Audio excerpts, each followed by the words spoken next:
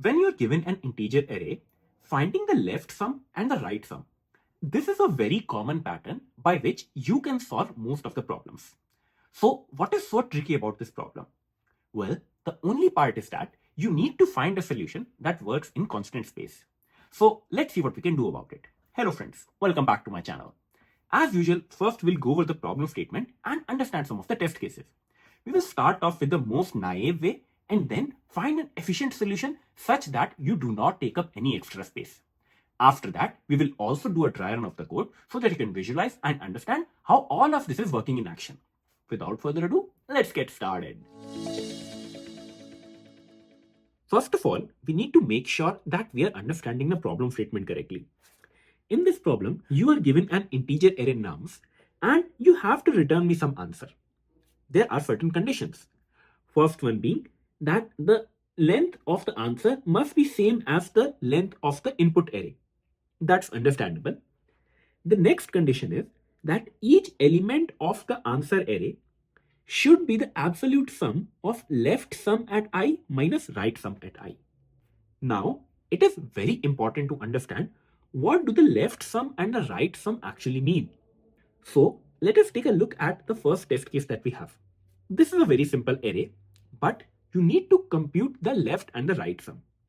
The left and the right sum simply means what will be the sum of each element when you are going from the left side, and the right sum will be what is the sum when you are going from the right side.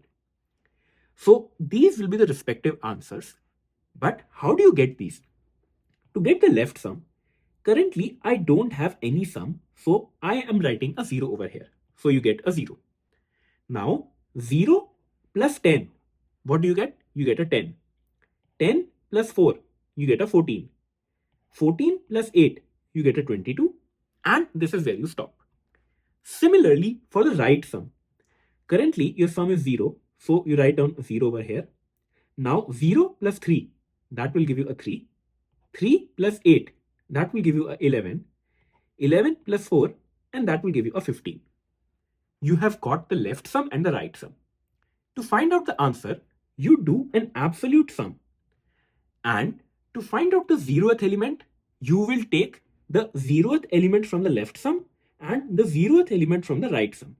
And that gives you a 15. So, in your resultant answer, the first element will be 15. Similarly, to get the second element, you need to find an absolute sum of second element minus the second element. So 10 minus 11, and that will be 1. So this is how you get a 1. For the third element, you do 14 minus 3, and that gives you 11. And similarly for the last element, 22 minus 0, and that gives you 22. So this is how you are getting your answer array. Similarly, for the second test case, I only have one element. So both the left sum and the right sum, they will be 0 because you're starting from somewhere and you don't have any sum. In your answer array, you do an absolute of 0 minus 0, and that is again a 0. So the answer will be 0, and that is your result. If you feel that now you have understood the problem statement even better, feel free to first try it out. Otherwise, let us dive into the solution. When you try to come up with a solution, it seems very obvious, right? You can start one for loop that starts from the left, and then you can start to get all of your left sums, correct? And similarly, what you can do is you can also start one more for loop that starts from the right direction, and then once again you can start filling in all of your elements. Once you have both of these arrays ready, it becomes very obvious. You can start one more for loop to ultimately find out your answer. And in this, you are going to find out all the 4 values by doing an absolute calculation. All of that is pretty simple. So what is so special about this problem? Just notice what did you do over here. You took an order of n time complexity to traverse all the elements. That's fine, you will have to do it. But you also took an order of n extra space to store this left sum and this right sum. And this is what is not intended in this problem. You are expected to come up with a solution that works without taking any extra space. So what can you do about it? Just give it a little thought before you move ahead in this video. To understand things better, I am taking up a bigger array this time. And if you were to approach this problem in the traditional way, what will you do? you would have created both of these arrays, the left sum and the right sum, and then arrived at this result, right? But we want to do things in a smarter way. If you notice, we are summing up all of the elements, correct? So let us take up the right sum and we are gonna just sum up all of the elements of the array that I have. So you can just perform a single iteration and calculate the total sum. If you calculate the total sum of all of these values, it will come out to be 30. Now, let us try to iterate over this array once again. What is the first value that I'm getting? The first value is 10. I take up a variable and assign it to it. If you notice, at this particular point, at the first location, what is the value of the right sum? While calculating the right sum, we were taking all of these elements, but not the last one, correct? So technically, this value is whatever total sum I had minus this particular value, right? So what I'm going to do is I am going to subtract this particular value from my right sum. So right sum now becomes 20. And I can say that at this particular index, the value of right sum is 20. At this particular index, what is the value of left sum right now? What were we doing in our conventional approach? We started from the very left, and in the beginning, the value of left sum was 0. So I can safely say that at this particular location, the value of left sum is 0. So if you have to find out the resultant array, what is the absolute difference at this particular point? Let us say this is my final output array. What will be the value at this particular position? All you need to do is the absolute sum at left sum minus right sum, right? And that should give you the result. So 0 minus 20. And what does that leave me? It gives me a 20. So I can write down 20 over here. And that matches with our result, correct? We need to now get ready for a second iteration. But in a left sum, what did we do? We added this 10 over here. Because when we move ahead, we need to take up this value, correct? And since this is a loop, next time we will be pointing at 4. We have lost 10. So let us just add this value right now rather than later. So now the value of left sum changes to 10. We are now done with the first element of my array. It is time that we move ahead, and this time we are pointing at 4. And we are going to do the same approach once again. We have this value and we are going to subtract this from my right sum because we have shifted one step ahead. So you would do 20 minus 4 and that gives you a 16. And if you notice, this matches with what you had. Basically, at this particular position, the value of right sum, it will now change to 16. And what do you have now? You want to determine this particular value. You have a left sum, you have a right sum. So you are going to do absolute of 10 minus 16. And that gives you a 6. And you see, this matches with what I have. So I can safely write down 6 over here. And you know that in the next iteration, we will move on to the next element. So it is time that we update our left sum. So we add this 4 to our 10. The left sum now changes to 14. And you can see that it is matching up with what we had in our original condition. As the loop progresses, this pointer now points at 8. My value is now 8. And I will need to update my right sum. So I do 16 minus 8. And that gives me a 8. You can see that I am matching all of my values. I have a left sum, I have a right sum. So I do an absolute of 14 minus 8 and that gives me a 6 again. So for this particular position, I need to fill up this value and it will be 6. And you can see that it matches from my result. Before moving ahead, you need to update your left sum and that will be 14 plus whatever number you are at. So 14 plus 8 and that will be 22. This is perfectly aligning with what we have. So moving ahead, when I get to the next position, I see a number 3. So value changes to 3. The right sum changes to 5. I have a left sum and a right sum. 22 minus 5, that will be 17. And now I'm good.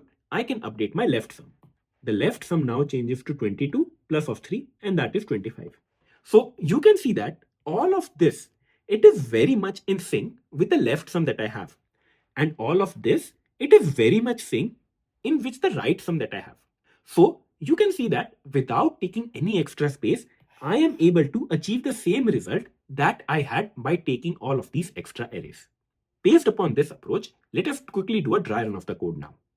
On the left side of your screen, you will have the complete code to implement this solution. And on the right, I have the sample array that is passed in as an input parameter to the function left-right difference. So starting off our things, what is the first thing that we do? First of all, we initialize both of these variables to 0, the left sum and the right sum, and we also calculate the total right sum. That is simply adding up all of the elements that I have. So once I do it, the value of right sum becomes 16 and the left sum is still at 0. For the next step, now you want to iterate over every element in the array, correct?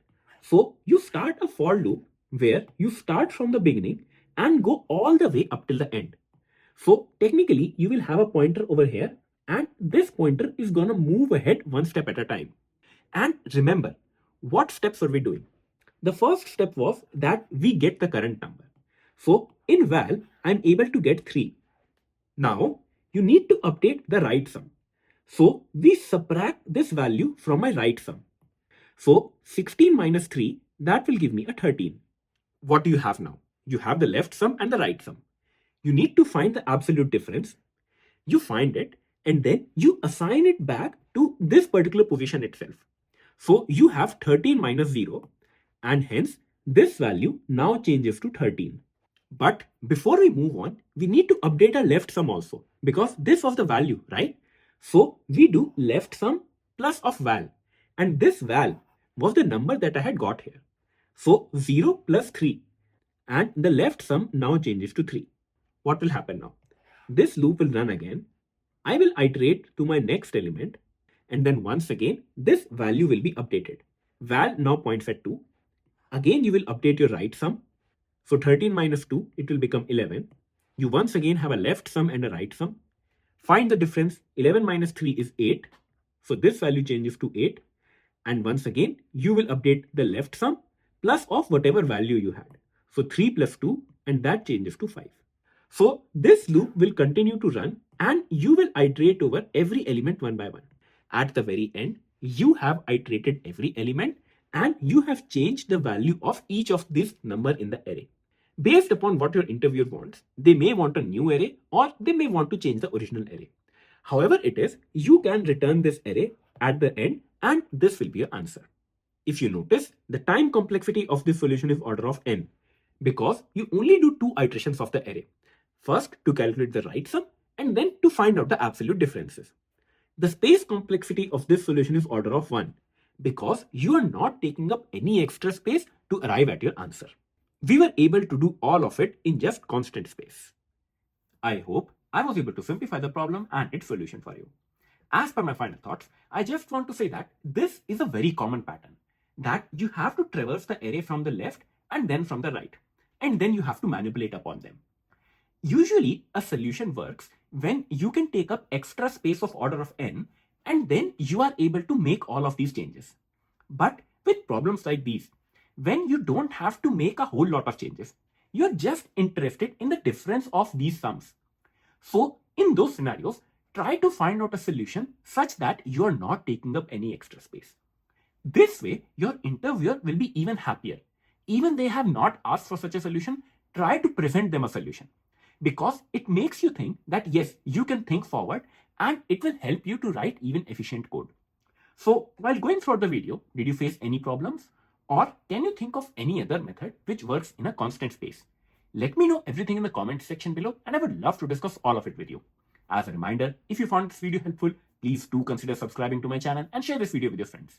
This really keeps me motivated and I can make more such videos. Also, a huge shout out to all of the members who support my channel. You guys really keep me going. And as a member, you do get priority applied to your comments and early access to new videos as well. Stay tuned for my upcoming videos. Until then, see ya.